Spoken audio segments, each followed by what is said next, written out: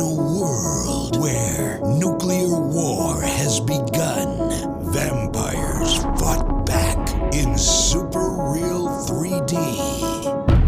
Thank you, Father. Thank you. Amen. Hallelujah. Thank you, Jesus. You have a ton of footage, especially if you have a long-running client. You can build up a whole library of footage and you organize that footage. You drop it into a timeline, you go through it, you're going to curate it, you're going to find the best takes. And then I recommend taking all those takes and then putting them into its own timeline. That way we have a timeline of beautiful, glorious takes. It's all categorized, organized, but there's still a missing link to that. When you have this huge span of footage in a single timeline, even if you separate it with gaps, you have these chunks, maybe you've even taken the extra liberty to color code, like this chunk is this or this chunk's that. That's a step in the right direction, so that way you can more quickly and intuitively know where your subject matter is as you're laying out your master edit. You want this palette just organized for you that you can just go and grab the thing that you want and try it out, right? But there's another little trick. It's a hidden gem trick, a single click trick that I accidentally stumbled across a few years ago inside of Adobe Premiere that helped me label my footage like this. If we go over to one of my categorized B-roll timelines, look at these beautiful labels atop the footage, all right? And they specifically say what it is. And yeah, I mean, you can color code them too, but it's just so useful to be able to see specifically what that is without having to go through each thing and remember which one is. And when you're bouncing back and forth from the beginning and end of hour, 2 hours, sometimes 4 or 5 hour timelines of footage that I have for this client, you really want to be able to just quickly zoom out and see exactly where a specific section is. And on top of that, there's another badass thing about this. You can actually just, like, let's say that we're zoomed in and you're working with some of the B-roll on this specific section, and you decided, actually, I don't need something from my development team. I want to get something from my warehouse. Look, I can see the subject line up here in my preview timeline window. If you click on that, it just takes you immediately to that exact section. So now you can go all the way at the beginning of the first thing with the boardroom video meeting. It took me immediately there. Look, I'm down here now. But, oh, I really needed something about their specific software voter focus over here. I can click on that, and boom, it takes me all the way an hour down the timeline right there, and I'm immediately in. You know how much quicker this makes this?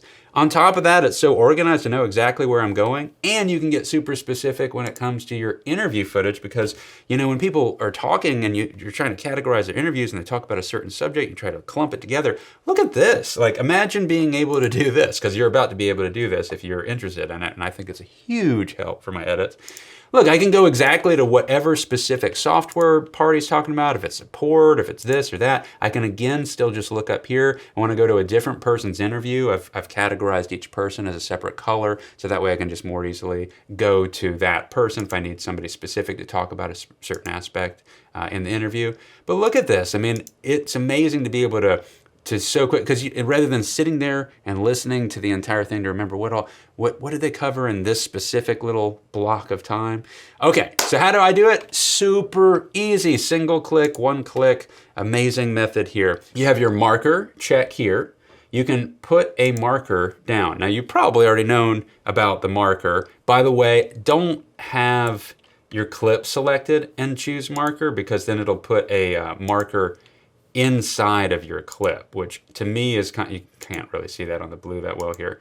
Look, see, it's adding it into the clip, and I have no real use for that. So you want to make sure that you're unselected. You have your marker, just Control Z for that. So we create a marker, don't have any clip selected, and then one day I accidentally was holding my Alt button because I was doing all these shortcut commands, and I clicked on the marker, and it turned into this thing, and then I guess I just left it here. This was a few years ago, so I don't remember exactly how this played out, but then I went to move the marker, and then it did this, where it stretched out and had this big span of a color label across the whole top of the footage, and I was like, that could be really useful. I could spread this out across my chunks, and I could label them with colors, and like, this is, whoa, how did I do that? It was all, okay, I figured that out. Then when I went to go I could give it some more information, so that way I have, like, you know, if I really need to know more specifically, you can double click on even a regular marker. Gives you the ability to title it and put in comments. So let's just say footage example for the moment.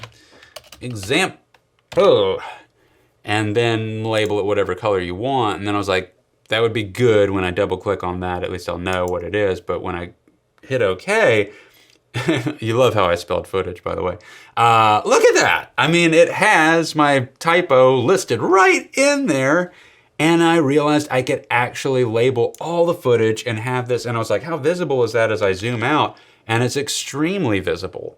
I mean, it's just makes life so much easier. So if you imagine going through your whole edit that way and getting all your footage, I'm saying it the way that I have a typo in it and I can't say it right, but if you have all your footage spread out that way where it's labeled that way, I mean, the experience of editing is just, it's enjoyable, right? And as you get into more and more advanced edits for companies that have all kinds of different products, you really need to be focused on ways to organize your project when you have to return to something after a few months because you work for another client, come back to it, and you're opening up an old project.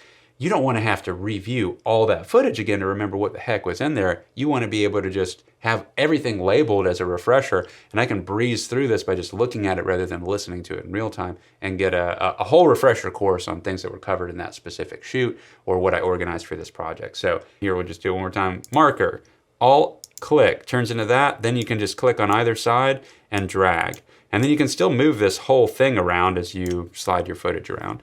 And then you double click on it, and you can title it whatever you want. And I rarely put comments in there because I can usually fit in enough of a 2 to 3 word thing right here in the title, like title is great, right? And then, I mean, that's 3 words. And look, it's still very legible there. I mean, I don't even have to zoom in that much. Look, I'm zoomed out across 40 minutes here and I can still read that. If I go over to this one, this is an hour plus, but look, I can read all that. And again, it's listed up here too. And just so you know, if for whatever reason you get zoomed in up here, like you can click and drag this on your master timeline and you can zoom in or out. And sometimes you might have accidentally, or you did it for whatever reason, you're zoomed in here. And this isn't as quick for you as it could be because it's zoomed in. Now you're having to scrub along here. Just make sure that you have both these handles in your preview window or program monitor, or whatever you want to call it, stretched all the way out left and right. And that gives you the ability to see the entire timeline with all of those labels in there. So that way you can quickly click on one at the beginning, click on one at the end, and you can bounce around all through your palette of awesome curated labeled footage inside of Adobe Premiere. I hope that that helps you. It helps me tremendously in my edits. And yeah, great, awesome. Good luck, guys, and take care. Movie voice.